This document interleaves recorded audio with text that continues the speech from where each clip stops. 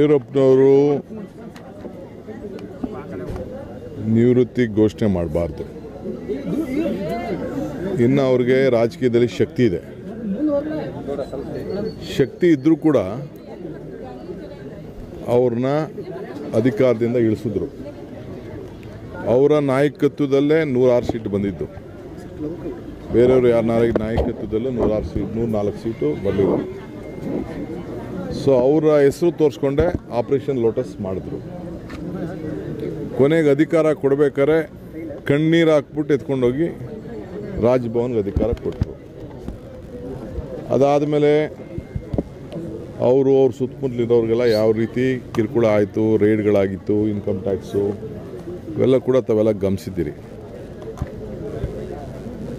ಅವರು ಇಷ್ಟೇ ನೊಂದರೂ ಕೂಡ ಅವ್ರ ಪಕ್ಷದ ಅಭಿಮಾನದ ಬಗ್ಗೆ ಅವ್ರು ಮಾತಾಡ್ಕೊಂಡೇ ಬಂದಿದ್ದಾರೆ.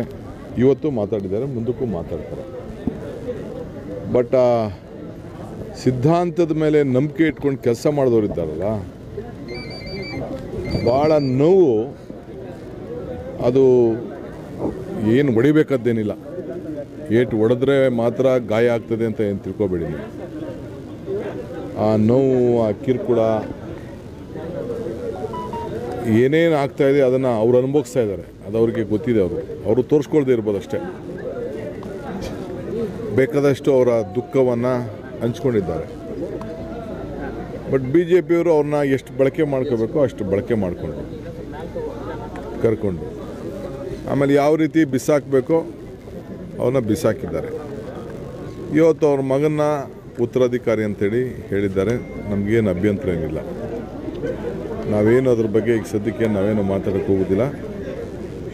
ಅವ್ರ ಪಾರ್ಟಿದು, ಅವ್ರ ಪಕ್ಷದ ಸಿದ್ಧಾಂತ